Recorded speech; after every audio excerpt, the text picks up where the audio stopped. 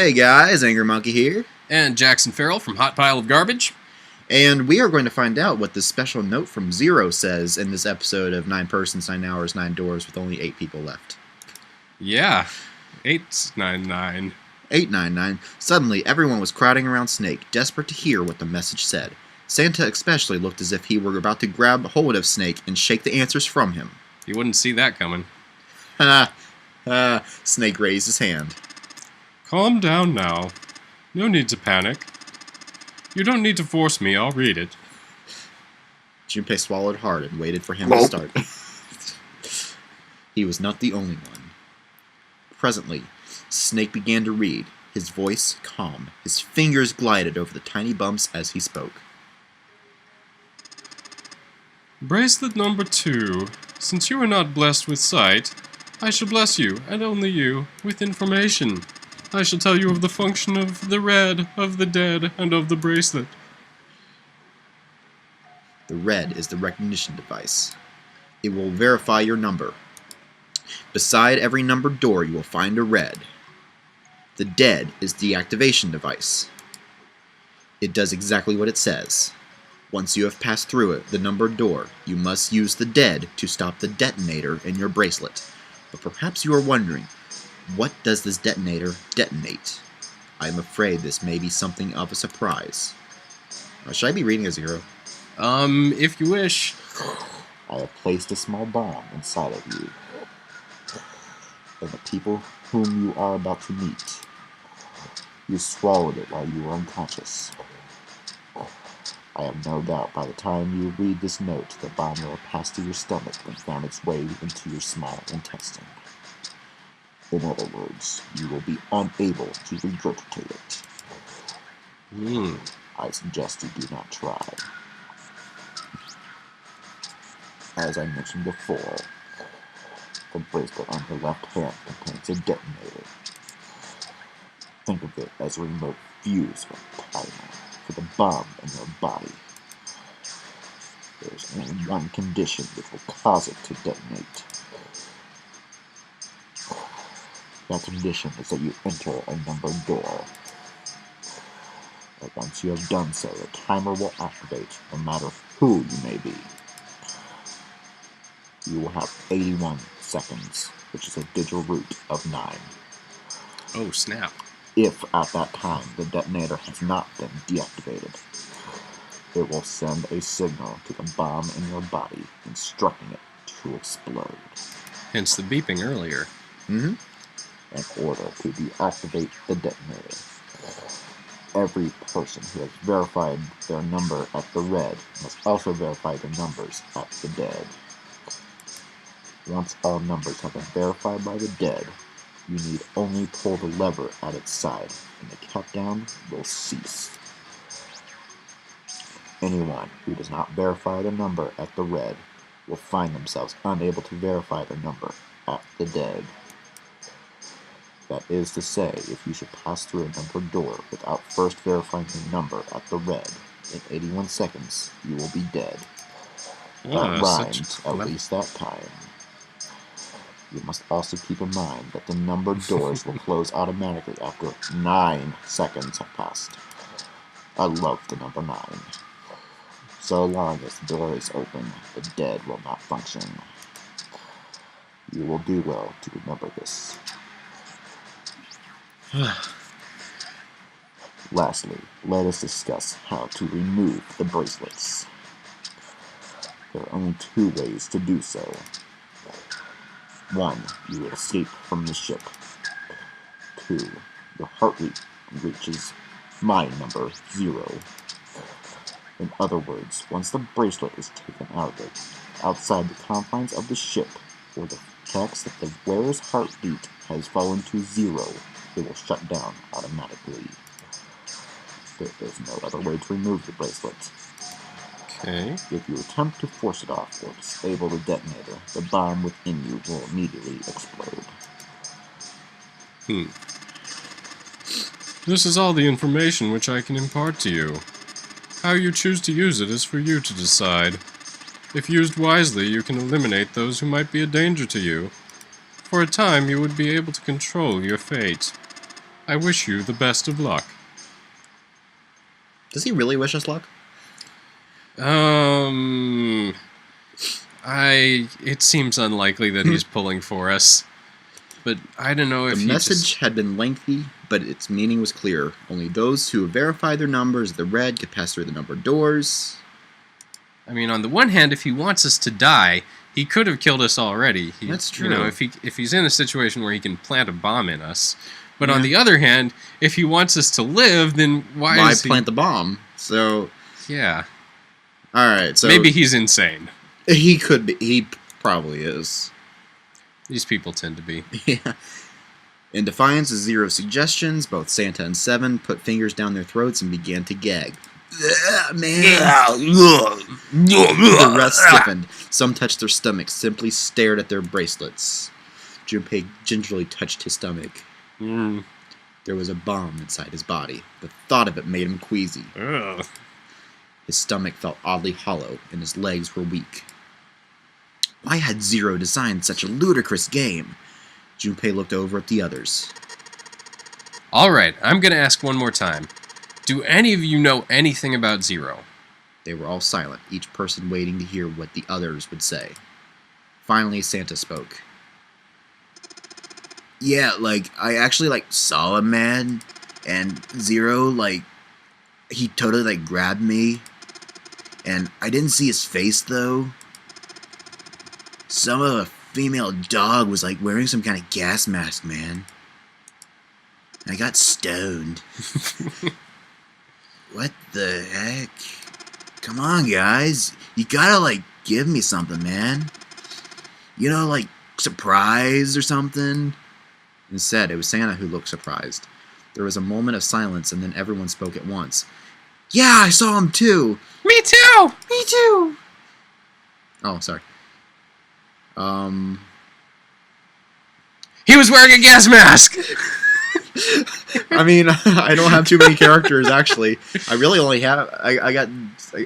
Yeah. Yeah. One of my characters died, so... Well, we planned that out real well. Yeah. As stories were sorted out, the truth became clear. All their stories were the same. They had been abducted at home at midnight. Not 9? Huh. Yeah. The person claiming to be Zero had worn a mask. Oh, because midnight is 0. Or 12. Oh. Okay, that makes sense. But it's a digital root of 3. Or 0. When they awoke, they found themselves on a D deck in a room with a 3-level bunk. Only 7's story seemed to lack the details of the others. Oh, me? Yeah, well, mine was just like the rest of yours. That was all he'd said. It occurred to Junpei at that time that it sounded somewhat strange, but he didn't press the issue. He hadn't done so because there was something that struck him as even stranger. That was the mystery of the relationship between Snake and Clover. For some reason, they had been abducted from the same room and woken up in the same room. Junpei looked at them thoughtfully. So what's the deal with the two of you, anyway? It was Clover that answered. Clearly, she felt she had nothing to hide. We're siblings. Siblings? Yes. Snake is my older brother, obviously. That means I'm his little sister. That really so hard to understand? I might need you to repeat it to me very slowly, with using as many words as possible. Junpei was taken aback. The others seemed just as surprised. She is correct, of course. He laid his hand on Clover's shoulder. Are you surprised? Well, yeah, but... Why? There are other people here with connections to one another. Those two, for instance. Snake pointed at Junpei and June. Oh, you mean Jumpy and me? Yes. You did say you were childhood friends, didn't you? You went to school together? Yeah. June glanced at Junpei, uncomfortable with the sudden attention. Junpei felt somewhat nervous as well and tried to scratch his head as casually as possible. Scritch. Hey, you think maybe we could, figure out who Zero is this way? Yeah, you're right. You connect the dots between the victims, and that leads you to the perp. Textbook stuff. Junpei, June, does any of this ring a bell? Ring a bell. Ring a bell. Ring a bell. They looked at one another, and like it was staged, they both tilted their neck at the same time. Well, perhaps you went to school with the son of a multi-millionaire. A millionaire? Son? Well, someone bought this boat and set up all of this. Whoever Zero is, they must be incredibly rich. Well, we can't be sure of that. To me, this seems as though it's the work of an organization, not an individual. Zero is most likely the representative of a larger group. What sort of organization? It could be a number of things. An army, perhaps, or a research group. Perhaps this is all some sort of psychological experiment. If that is, then this is a pretty messed up experiment, man. I mean, come on, a guy's dead, man. Let's watch his image again for like the third time, man. The word dead. The word dead, like, hung in the air, like heavy and ominous. The room went quiet again. I don't know who this Zero butthole is, but I know for sure he's got to be pretty messed up in the head to do all this. If this was like one guy, he's got some serious issues, man. Even with the specter of death hanging over them, their discussion continued for some time. In the end, however, they learned nothing. Let's hope the discussion didn't continue for too long. By the time they finished, 1.5 of their 9 hours were gone. All they had to show for was impatience. Oh, fantastic. Man, look, we only got like 7.5 hours left, okay? You really sure you want to just sit around, man? Nope, but the text dictates the... No one was willing to argue this time. Very well, then. There's only one way for us to proceed. Sure not gonna be fun running around knowing we gotta jump when Zero says jump. Well, it's stupid to sit around here doing nothing. Thanks to Snake's card, at least we have some idea of how all this works. Correct. And so long as we follow the rules, we will most likely be alright. But what? But what? Oh, sorry. Told you that was going to get confusing. Who's gonna go in which door? You really did predict that when you were noting the similarity of their names. And I told you. Yep. Oh, yeah, that's right. We can't have any more than 5 people in one door. All 8 of us can't go in the same door. Then it would seem we'll have to split up. Wait! Lotus looked terrified. Not as terrified as I was just a second ago. I'm telling you now, there is no way in purgatory that I'm going into door 5! Come now, don't be selfish. Call me whatever the crud you want, I'm not going in there! If I'm going to have to walk through all that blood, then I'd rather stay here! And we were doing so well. Ace shook his head sadly. Sorry, but I ain't going in there either. Someone else can go through door 5. Oh, Santa, not you too. Hey, man, I just bought these shoes, man. If you think I'm getting some creepy dude's blood all over them, you got another thing Another coming. thing coming. Oh, that's a typo. Oh, they That was clearly the didn't last think straw. that through. Yeah. What the heck, man?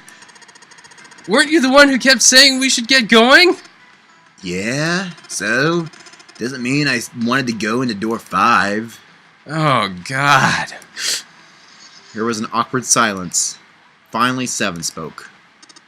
Fine, I'll go into door 5. I can't go in there alone, though. Anyone else willing to come with me? There was another long silence. This time, Snake was the one to break it. I'll go. What? Don't worry, you'll be fine. We may part now, but I'm certain we will meet again later. How do you know know that? Because I do. That's not an answer. If you're going, I'm going too. I'm going to door 5. Okay, it's time to... Okay, well, it's your turn anyway. Oh, what am I going to do with you? There's nothing you have to do. Ace stepped forward. If I join you, the problem is solved, correct? 7 is 7, and Snake is 2. And if you add Clover's 4 and my 1, the digital root will be 5. 7 plus 2 plus 4 plus 1 equals Math, 14. math. It works perfectly. The 4 of us can go in the door 5. Wait, what about the other 4? What's their digital root gonna be? Junpei did a quick mental calculation. Lotus, Santa, June, and Junpei remained. Their bracelet numbers were 8, 3, 6, and 5. What would their digital root be? Okay, let's see. 8, well, there's 11 plus 11 is 22, and that's 4. Alright, Yep. math. Math. He repeated what he determined. It's 4. Is this a good point to... We're gonna get to the point where... Well, no, we'll keep going. It'll be a little bit longer, but there's gonna be a really good break coming up. Yeah, that's real thrilling for you people, isn't it?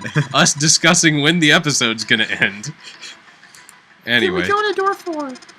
Yeah, huh? That worked out well, man. Junpei ran over the team assignments in his head one more time. 4 people go into door 5. 7, Snake, Clover, and Ace. And 4 people will go into door 4. Lotus, Santa, June, and Junpei. Okay. Junpei had to ask himself if the teams were really what he wanted. Beyond door 5 was what remained of the 9th man.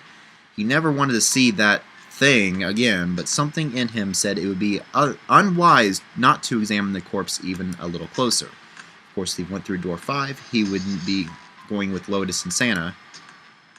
True, it would be impossible for him to bring June with him through door 5, but that would mean she would have to see the horrific carnage that waited there. Junpei didn't want that. Junpei was torn. Should he stay silent and go through door 4, or should he stop them all and insist on door 5? As he turned his options over and over in his mind, Ace spoke up. Alright then. Seems we've reached a conclusion. Shall we go? He began to walk toward door 5. Clover and Snake followed, with 7 a short distance. Junpei, which door do you want to go through? And in the next episode, we will make that decision. Alright. Now I see why you were responding that one. Okay. Yeah. So, I hope you guys enjoyed this episode. And we might actually see some puzzle solving in the next episode after so much dialogue. Actual gameplay! Whoa! Yeah! Okay. So, see you guys next episode. Yeah, in the next episode we'll do that. So, okay, bye.